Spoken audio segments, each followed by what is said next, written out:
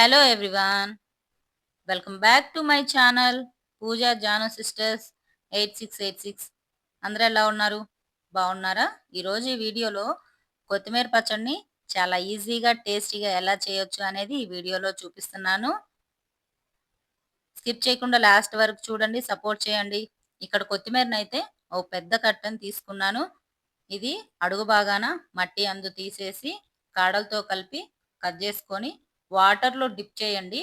వాటర్లో డిప్ చేసి తీస్తే ఏ ఇసుక ఉన్నా సరే, పార్టికల్స్ ఏ ఉన్నా సరే వెళ్ళిపోతాయి. డిప్ చేసి ఒక ప్లేట్లో మంచిగా ఆరపెట్టుకోండి.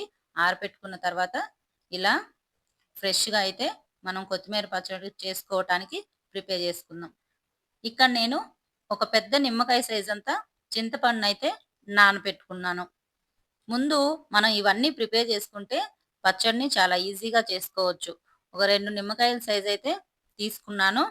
నల్ల చింతపండు అయితే తక్కువ తీసుకోండి, తెల్ల చింతపండు అయితే ఎక్కువ తీసుకోండి. డిఫరెంట్ ఉంటాయి కదా 2. సో ఇది కూడా పక్కన పెట్టేసుకొని ఇప్పుడు కడాయిలో మెంతులు, 1 టేబుల్ స్పూను మెంతులు అయితే వేస్తున్నాను. ఇవి చక్కగా దోరగా ఫ్రై చేసుకోండి. ఇవి కొంచెం ఫ్రై అయిన తర్వాత ఆవాలు కూడా 1 టేబుల్ స్పూను, అవి 1 స్పూను, ఇవి 1 స్పూను, 2 చక్కగా ఫ్రై చేసుకోవాలి. ఈ ఆవపిండి కానీ వేసామంటే పర్ఫెక్ట్గా టేస్టీగా పచ్చడి అయితే చాలా చక్కగా కుదురుతుంది.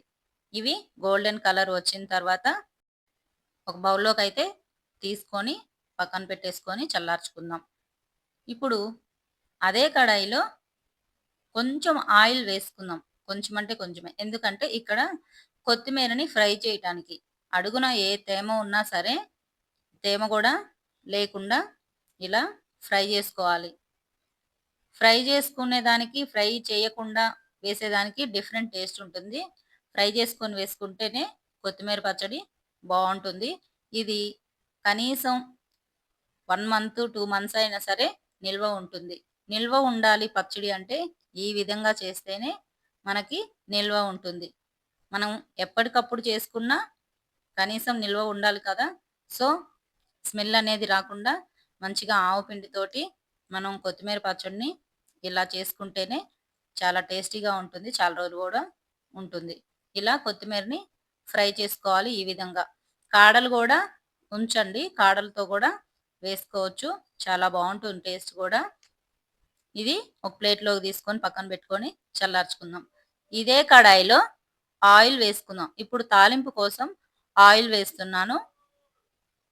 ఈ ఆయిల్లోనే పచ్చెనగపప్పు, ఆవాలు, జీలకర్ర, అలాగే ఎండుమిర్చి కూడా ఒక 2-3 అయితే వేసి ఇవి ఫ్రై చేసుకుంటున్నాను. ఇవి కొంచెం ఫ్రై అయిన తర్వాత వెల్లుల్లి తీసుకున్నాను. ఒక 5-6 రెబ్బలు వెల్లుల్లి చిన్న చిన్నగా కట్ చేసుకొని వేసుకున్నాను. దీంట్లోనే కరివేపాకు కూడా తడి లేకుండా వేసుకోండి. నిల్వ ఉండాలి అంటే తడి అస్సలు ఉండొద్దు ఈ పచ్చడికి. ఇది చక్కగా ఫ్రై చేసుకోవాలి. మనకి వెల్లుల్లి కూడా ఇక్కడ ఫ్రై అయిపోయింది. తర్వాత మనం చింతపండు తీసి పెట్టుకున్నాం కదా, ఆ చింతపండు కూడా గుజ్జు తీసి ఆ గుజ్జునైతే దీంట్లోనే వేసేసాను. చింతపండు గుజ్జుకు తగ్గట్టు కారం కూడా తీసుకోండి. మనం ఆల్రెడీ పులుపు వేసాం కాబట్టి కారం కూడా ఎక్కువ క్వాంటిటీలో తీసుకోండి. చింతపండు వేసేసి ఈ ఆయిల్లోనే ఉడికించుకోవాలి మనం. చింతపండు కూడా చక్కగా దగ్గరకు వచ్చేసింది. దీంట్లోనే మనం ఆవాలు మెంతులు ఫ్రై చేసాం కదా, అది పౌడర్ అయితే చేసేసాము. మిక్సీ వేసేసి మెత్తగా పౌడర్ అయితే వేసేసుకోండి. దీంట్లోనే ఈ చింతపండు గుజ్జులోనే వేసేద్దాం. స్పైసెస్ కూడా ఈ చింతపండు గుజ్జులోనే వేసేయాలి. అది కూడా ఉడుకుతుంటే మంచి స్మెల్ అయితే వస్తుంది ఆవు పిండి. ఇది చింతపండు చక్కగా ఉడికిపోయింది. దీంట్లోనే కొంచెం పసుపు, కారము స్పైసీగా కొంచెం ఎక్స్ట్రా వేసుకోండి. ఆల్రెడీ చింతపండు వేసాం కదా, ఆ పులుపు వల్ల కారం అనేది స్పైసీ తగ్గుతుంది. సో మనం కారం కొంచెం ఎక్కువగానే వేసుకోవాలి. అలాగే సాల్టు సాల్ట్ కూడా మన క్వాంటిటీ తగ్గట్టు, రుచికి తగ్గట్టు వేసేసుకోవాలి. ఈ మొత్తం స్పైసెస్ కూడా వేసేసి కలిపెట్టేసుకుందాం. చూసారు కదా గ్రేవీ కూడా ఇక్కడే తయారైపోయింది. చింతపండు గుజ్జు, మసాలాలు అన్నీ వేసాం కదా తాలింపులోనే. ఇక్కడే గ్రేవీ మనకి ప్రిపేర్ అయిపోయింది. ఇప్పుడు కొత్తిమీరను కూడా మనం మిక్సీలో వేసేసుకొని రివర్స్ గేర్‌లో వేసుకోవాలి. రివర్స్ గేర్‌లో వేసుకున్నామంటే ఇలా కచ్చా పచ్చగా అవుతుంది. పేస్ట్ లాగా చేయొద్దు. పేస్ట్ లాగా చేస్తే మరి అతుక్కుపోయినట్టుగా ఉంటుంది పచ్చడి. కచ్చా పచ్చగా రివర్స్ గేర్‌లో వేసుకోవాలి మిక్సీ వేసుకునేటప్పుడు. అది కూడా దీంట్లో వేసి చక్కగా కలిపెట్టేసుకోవాలి. ఇది గ్రీన్ కలర్‌లో ఉంది గదా! కొంచెం మనం ఈ గ్రేవీ మసాలా తాలింపేసాం గదా! దీంట్లోనే ఉడికించుకోవాలి.